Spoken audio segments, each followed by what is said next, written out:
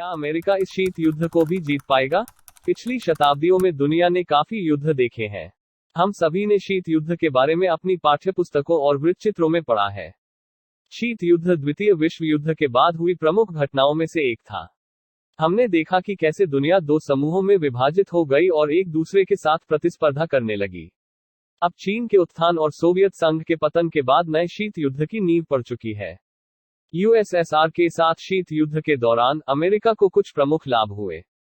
आप देखें, द्वितीय विश्व युद्ध के बाद अमेरिकी अर्थव्यवस्था में काफी वृद्धि हुई है और दुनिया में बहुत अधिक महत्व प्राप्त हुआ है और बाद के डॉलरीकरण ने उन्हें आर्थिक महाशक्ति बनने में मदद की है।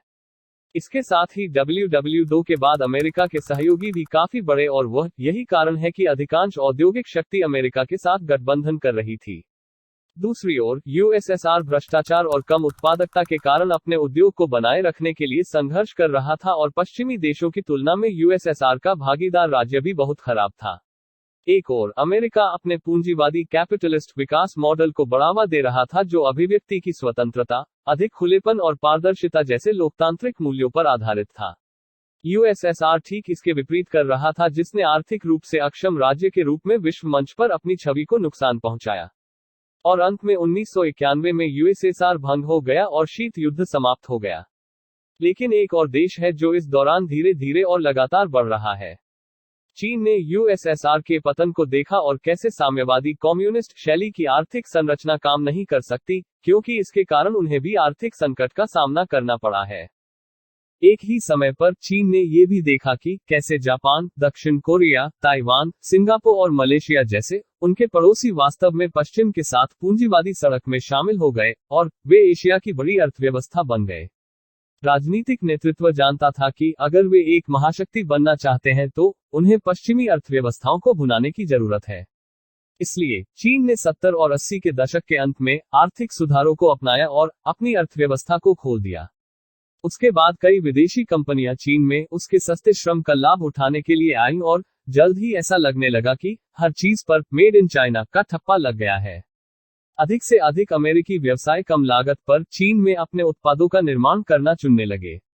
चीन एक विश्व कारखाना और दुनिया की दूसरी सबसे बड़ी अर्थव्यवस्था बन गया। अभी तक समाजवादी देश में पूंजीवाद की यह व्यवस्था सफल रही है।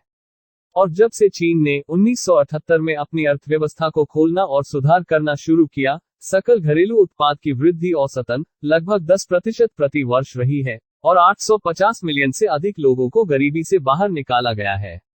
यह 1979 से 2008 तक आर्थिक दृष्टि से बड़े पैमाने पर बढ़ने के लिए चीन का पहला चरण था। 2008 तक चीन का ध्यान केवल अपने ऊपर था। उन्होंने अमेरिकी हितों को कभी कम नहीं आंका और कभी भी दुनिया में अमेरिकी श्रेष्ठता को चुनौती नहीं दी। लेकिन 2008 के बाद चीन निश्चित रूप से विस्तारवादी मोड में चला गया। पूरे दक्षिण चीन सागर पर दावा कर चीन पड़ोसी देश और अमेरिका के साथ विवाद में आ गया है। चीन अपनी आर्थिक रणनीति को निर्यात आधारित अर्थव्यवस्था से अधिक खपत और आत्मनिर्भर आधारित अर्थव्यवस्था में स्थानांतरित करने लगा। फिर भी इस गति के साथ भी चीन आने वाले दशक में नॉमिनल जीडीपी के मामले में अमेरिका को पीछे छोड़ दिया है। चीन पहले ही क्रय शक्ति समानता सूचकांक में अमेरिका को पीछे कर चुका है और यह कोई बड़ी बात नहीं होगी अगर वह अमेरिका नामात्र जीडीपी के मामले में पीछे रखे। चीन का बढ़ता व्यापार अधिशेष भी अमेरिका के लिए चिंताजनक स्थिति है।